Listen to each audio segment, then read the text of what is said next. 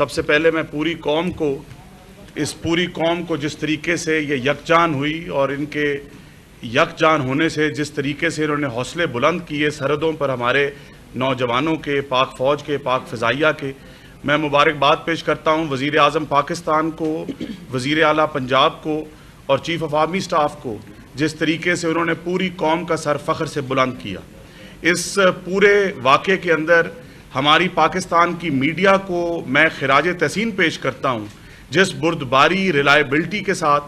ایک شفاف طریقے سے پوری قوم کے آگے اس گھنونی جو جنگ ہمارے پر مسلط کی گئی اس کو جس طریقے سے کیس آپ نے پریزنٹ کیا۔ ایک طرف آپ تھے جو بردباری سے چل رہے تھے اور دوسری طرف ساس بہو کا ڈرامہ چل رہا تھا،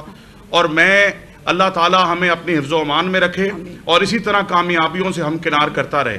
اب میں تھوڑی سی بات زراعت پر اور روٹین ورک کے اوپر بھی ضرور کرنا چاہوں گا اور لائف سٹاک کے اوپر،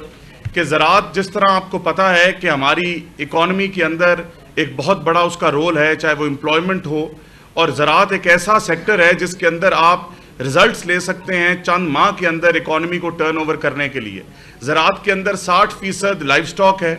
اور زراعت اور لائف سٹاک کے اندر اس موجودہ حکومت نے اپنا 1 سال گزارنے کے بعد اگلے 4 سال کا ایک پورا ہولسم ہولسٹک پلان بنایا،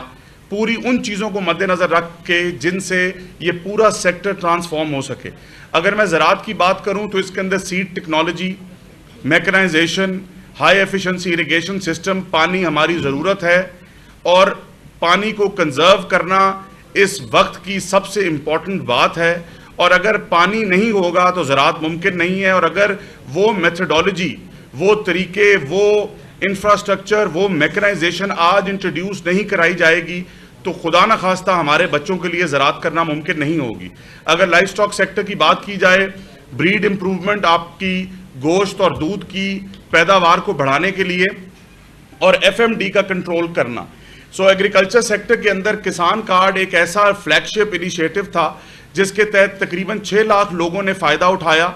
اور الحمدللہ مجھے یہ بتا کر آپ کو خوشی ہو رہی ہے کہ تقریباً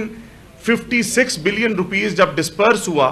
تو 15 اپریل سے اس کی ری پیمنٹ کا آغاز ہوا۔ آج جب میں آپ کے سامنے یہاں بیٹھا ہوں تو آج 67% ری پیمنٹ ہو چکی ہے، مطلب کہ 23 ارب روپیہ کاشتکاروں نے واپس کیا ہے، اور ہماری پہلی ڈیڈ لائن میں ابھی بھی 2 دن باقی ہیں جو کہ 15 مئی ہے جو پہلی ڈیڈ لائن ہے۔ اس کے ساتھ ساتھ جیسے فارمرز اپنا loan, interest free loan Punjab حکومت کو واپس کرتے جا رہے ہیں،